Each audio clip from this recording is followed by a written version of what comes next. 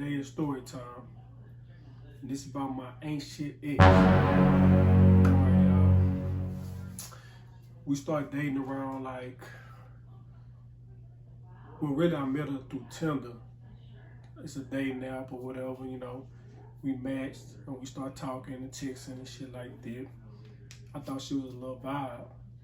Then, I was staying at Beaumont. Well, I had an apartment in Beaumont, but I was staying with my partner in Houston because I was working out there and shit like that. But eventually, the job didn't work out, so I shot back to Beaumont and started staying at my apartment. She started coming over and shit like that. You know what I'm saying? We started vibing out. Then later down, probably like 2 months after talking or whatever, I asked her out. I was like, hey, man, wanna be my girl or whatever? She was like, yeah, that's cool, And she was my little fling, you know what I'm saying? So after we started dating and shit, I thought the relationship was going good. So, the lease was up in my apartment. I ended up moving out. And I ain't never did this before, but I ended up moving with her. And you already know how it goes when females in charge. They always want to put you out and shit like this. So that's what was on my mind. Like, man, I don't think that's a good idea, but, I was fucking with her. So, I shout out to Lake Charles where she was staying. And, I moved in. So, I thought the relationship was going good. You know what I'm saying? She was nice to me. She was, well, I ain't gonna say supportive because she really wasn't supportive, but you know what I'm saying? She was nice to me and shit like that, you know what I'm saying? Bought me things, shit like that. I ain't gonna cap, but yeah, man, I ended up getting a job out there. And I was really kind of like iffy from even going to Lake Charles because that was where my other ex lived at, you know what I'm saying? And I didn't really want to, I didn't really like the vibe out there, but, I was out there with her, So, I got me a little job, shit like that, relationship. I thought the relationship was going good. I was working overnight and shit like that. And then later down the road, let me see. Let me get the story straight, my bad, y'all. But, all right, so I'm gonna give y'all the dates. August 2019 is when I asked her to be my girl or whatever. So then I moved in probably by like November, December, around that time. I got the little job overnight and shit like that. And what else? The relationship was going good. So shit, I ain't gonna ever forget this day. It was around Mother's Day. So, I think I worked it the night before and I was a little tired and shit like that. And then when Mother's Day came up, I ain't get no sleep that day because I shot out to Beaumont to my people, because it was Mother's Day. So, yeah, so I went to my mom's house, met up with some of my family, I drunk, ate, so I was full of motherfuckers. So I shoot back to Lake Charles, and she was at her sister's house and shit like that. I met up with her over there, and then her sister was like, "Hey, you hungry?" I was like, "Nah, I'm not hungry. I already ate." And my people, I was like, "Shit, but I'm a little tired though." Said, "Oh, you could lay down on the couch, da da da." So, I laid down on the couch. Eventually, I fell asleep, and then I woke up.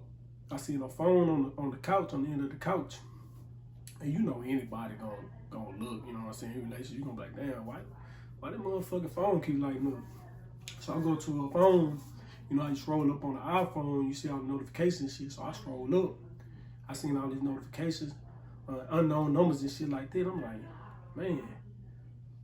But prior to all that shit, I was already seeing red flags from her because her sister, not her sister, her friend was moving to Cali. And she would always use this excuse like, "Oh, I'm just trying to spend time with my friend. She about to move to Cali and shit like that." And she would leave late at night and shit. But I ignored that shit because I was like, I was trying to be more open in the relationship. So I was like, all right, cool. I let her do her little thing because her little friend was leaving. But I'm gonna get back to that though. You know what I'm saying? But anyway, I'm gonna get back to that. So back to the story. So I picked up a phone, seen the notification shit, I got mad. I said, man, fuck this shit. So I picked the phone up Went to my car, started my shit. I sit down and I was just relaxing, like just waiting on her. Not even 3-4 minutes, she come outside. She was like, "Hey, where my phone is?" I'm like, "Oh, I got it right here, but I'm not gonna give it to you until you show me who this unknown numbers is." So she shot back up in the house, and she came back out. You know, she got in the car. Whole time we arguing and shit on our way to the crib. We arguing all the way home to the crib. So it took me like damn near an hour for her to even open the phone. I'm like, damn, open your phone. She didn't want to open that motherfucker. So I tricked. I was like, hey, all right, bitch. I say, when hear your phone, I say, all you gotta do is just open it and just show me the message and shit like that. As soon as she opened it, bitch, I grabbed it. I yanked that bitch out of here. I said, you got me fucked up. So I went outside. She came after me and shit. So you know when somebody come after you over their phone, bro, you know it's something in that bitch. So she I dipped out from her ass, jumped in my car, peeled off on her ass. And then I went around the corner, I parked. So you already know I'm gonna go straight to the D&D, do not disturb.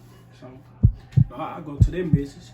That's when I seen everything. I was like, oh my God, I knew this shit. I said, damn, I knew her the red flags when she leaving late at night, not telling me where she going, starting petty ass arguments with me so she could dip and be like, oh, I'm going to my sister's house, using that as an excuse. I'm like, oh man.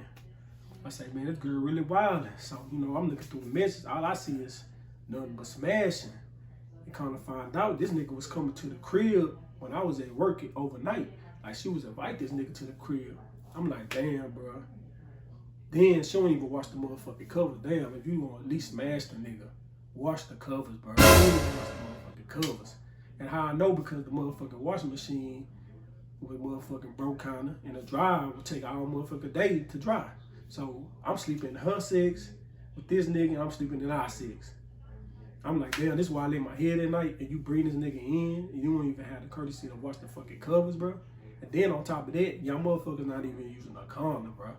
And me and her not even using the rub, you know what I'm saying? So I'm like, damn, you playing in my health at this point. I'm like, plus, in the message, I'm like, damn, this nigga got a girl. So shit, y'all in a relationship outside y'all relationship. And not knowing, I know he don't use no rubber with her. And shit, how you know that bitch ain't cheating on him with another nigga? So it's like a whole goddamn, you know what I'm saying? I'm like, damn, you playing on my health at this point. I'm like, damn, this shit fucked up, bro. I'm like, damn, my daughter lay her head over here and shit. I lay my head in the motherfucking bed. I said, damn, this shit crazy. So a nigga felt betrayed. I was hurt in the bitch. I was just sitting back. I'm like, damn. And then I was letting her use my whip because she got in a wreck with her car. So I was just letting her use my whip. You know what I'm saying? Just being nice and shit because she was my girl. So, you know, I let her use my whip. But she was using my whip. Go see this nigga, man. I said all this shit in the mix. I'm like, damn, bro. And I know they smashed in my car, bro. Because when she said, she was like, she told that nigga, she was like, oh, we can't do it up in here because he got all this shit in the back. So that tells me, like, damn, y'all done smashed in my car before, bro. That's some crazy, nasty ass shit, bro. And that's why I really was mad about. I'm like, damn, he already is mad at my girl, but you smashing my car, nigga? Oh man, I was heated, bro. So, you know, I shoot back to her house. I don't even say crib. That wasn't my crib. That was that nigga crib too. But anyway, I shoot back to the highs, and you know, I go upstairs. I'm mad in the bitch. You know what I'm saying? I'm mad. So I open the door. This motherfucker already got my shit packed at the door, bro. I'm like, damn, bro. I didn't even, like, you ain't even telling me you sorry or nothing. You just have my shit packed at the door. So they just told me, like, damn, fuck me, bro. So I'm like, damn. And I'm just looking at her. She got a goofy ass face on her, looking like she mad that I caught her. I'm like, bro, how you gonna get mad that I caught you, bro? Like, that's fucked up. And like, you don't have no explanation on why you did what you did and shit like that. I'm like, man, some of the shit that she told me why she did it, man, it just didn't make sense, bro. Shit was crazy, bro. She said that I wasn't affectionate enough. And I wasn't, I wasn't affectionate. I'm like, damn, bro, really? I said, so they give you a reason to cheat on a nigga because you think that I'm not affectionate enough, which I am.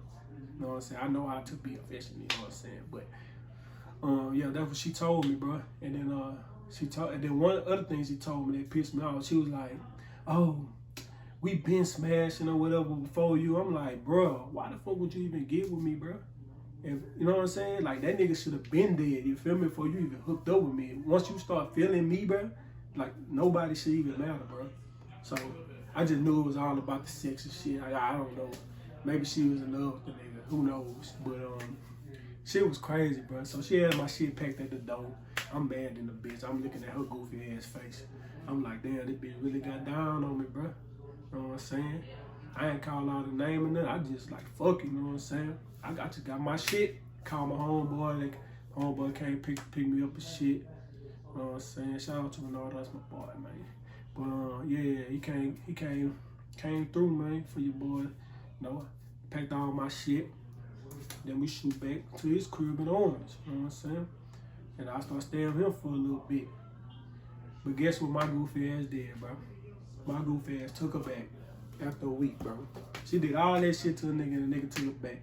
Cause the nigga got a big heart and shit. Any other nigga, I know any other nigga probably would be like, man, fuck her, you know what I'm saying? But it's easy to say that shit, you know what I'm saying? When you don't got no connection with nobody, you know what I'm saying? But I was in love, I was tripping, bro. Blinded. But never again would I do that shit. Hey, if y'all want to know a little bit more after I took her back, I'll do a part 2. But man, that's what she did to her nigga, man. She was a shit, bro. I can tell you that, cause the motherfucker cheated on me again after I took her back, bro. Ain't that shit crazy? And then I moved her to a whole nother state, bro, whole nother city, and she gonna do that shit again? Damn, that's some, boy. Man, that's why my trust kind of fucked up now because of her. But if y'all want a part 2, I'll do a part 2. Just let me know down in the comments or whatever. Y'all like, sub, you know, tell your friends, tell your mama, your daddy, goddamn.